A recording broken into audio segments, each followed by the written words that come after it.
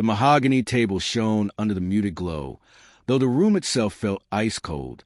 My father leaned back in his chair, smug, already wearing the practiced grin I'd known my whole life.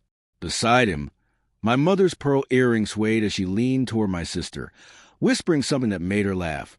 A brittle sound, like glass cracking. The lawyer's voice was steady, but my heartbeat thundered too loud to hear him clearly. Then the words landed. To my granddaughter, I leave $6.9 million. A chorus of polite gasps rippled through the room. My sister pressed her hands against her chest, feigning shock, though she had always known. She always knew. My parents laughed, and my father muttered just loud enough for me to catch, "That'll set her up nicely." Then my name. To my grandson, I leave $1. May he earn his own wealth. My mother leaned forward, lips curling into the smirk etched in my memory since childhood. Some kids just don't measure up. The laughter ricocheted off the paneled walls, echoing until it lodged deep inside me. I didn't move, didn't flinch. They mistook my silence for defeat. But I knew better. I had been preparing for this moment all along. All my life, I'd been the shadow in that house. The flaw that proved their perfection wasn't real. My sister was a golden one, polished until she gleamed, their flawless reflection. I was a reminder that cracks always show. And yet, I hadn't hated her, not in the beginning. We were close once, before cruelty hardened her. She used to sneak cookies into my room, whisper secrets under blankets. But as she grew, she chose her side. She became their echo and I their target. So when my grandfather passed, I didn't expect riches.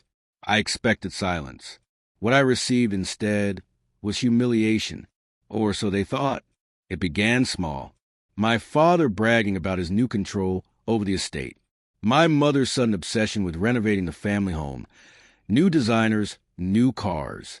My sister posting champagne-soaked photos with captions like legacy secured. But arrogance leaves tracks. Money leaves trails. When I asked the lawyer for copies of the estate filings, he hesitated. Your parents wouldn't like that. I smiled. Neither would my grandfather. If he knew you were hiding his wishes. 2 days later, a folder landed on my desk, and inside it, I found what they'd buried. An addendum, handwritten, dated 3 weeks before my grandfather's death. My name inked in his deliberate script. They hadn't destroyed it. They hadn't dared. They simply hid it, praying no one would look. His final instructions sealed in a letter, to be read after the main will, only if I requested. They thought they'd won. I let them think so. I didn't scream. I didn't rage. I waited, stored every insult, every sneer. Because revenge doesn't grow out of fury. It grows out of patience. And so, when the time came, I made sure the room was full, extended family, distant cousins, even family friends. I wanted witnesses. I wanted an audience for their collapse.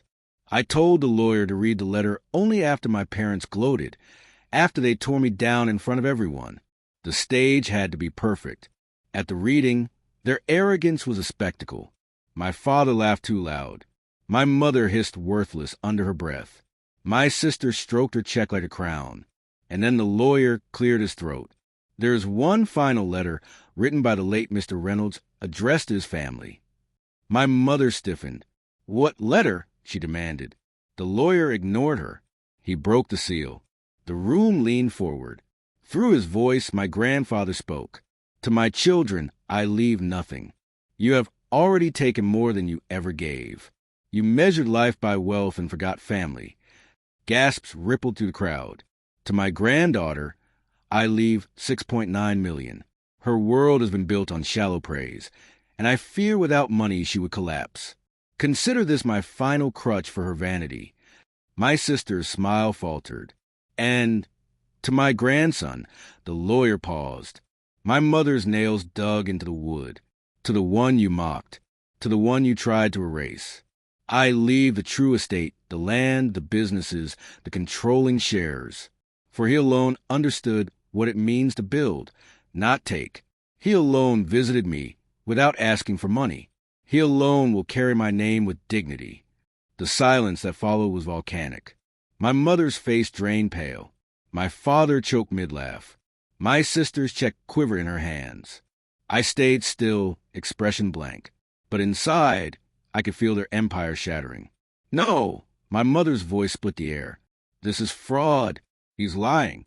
That old man was senile. The lawyer slid the notarized, signed document across the table. Her reflection warped in the ink. It's legally binding. She slammed her hand against the wood. This is a mistake. For the first time, I spoke. My voice was calm, measured. The only mistake was underestimating me. Their eyes snapped to me.